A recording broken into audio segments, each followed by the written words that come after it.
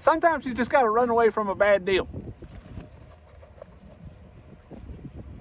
And sometimes you just got to walk away from a bad deal.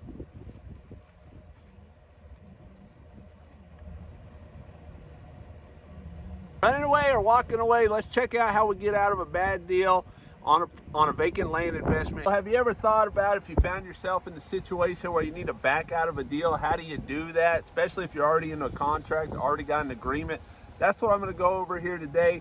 On this property, I found myself in the same situation, successfully backed out of the deal.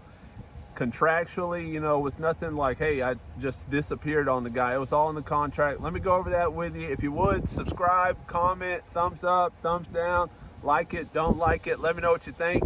Smash that subscribe button for me. Okay, so I sent out a mailer, and that's how I got in contact with this landowner. He contacted me via email and said, hey, I got your mailer. I want to do a deal. I want to sell that property. I'm out of state. Doesn't mean anything to me. What can we do? So we agreed on a price. We agreed on everything, and you know, I knew where the property was. It's in a neighborhood that I do some deals in from time to time.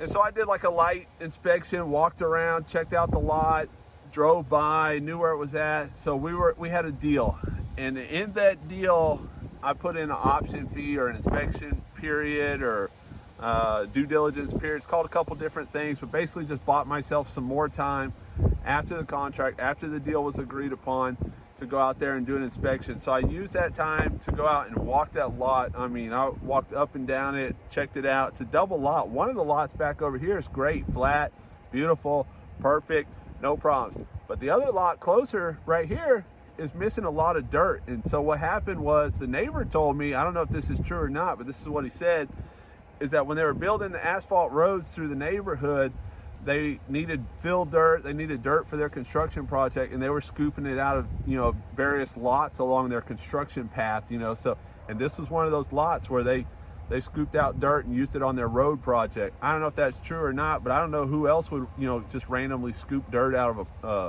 of a vacant lot. So kind of makes sense to me.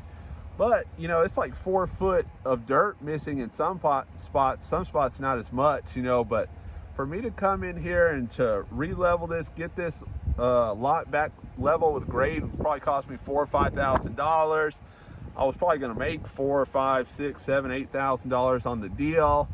So it didn't really make sense. So I went back to the seller and I tried to renegotiate, and he was willing to come down a little bit, but not quite where I needed him to be at. So I just said, hey man, I'm here if you need me, if the price goes down, or if you just want to get rid of it.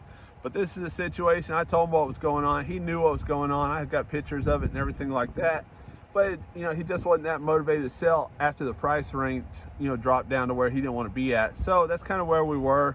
And I left the door open that I'm here and available if he does want to sell in the future for a lower price, and kind of left it at that. But having that option fee, having that option period, having that in there, you know, I paid $50 for like 5 days of inspection period there.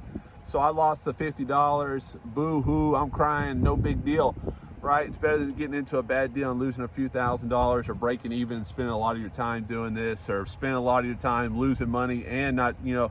So, you know, it's better to have that inspection period, have that option period, have that due diligence period, and do as much due diligence as you can, in my opinion. You know, I'm not going to do a deal without some sort of due diligence period, some sort of option period. And at least cover yourself in that situation, know what you're getting into, especially if it's a new area or something that you're not familiar with.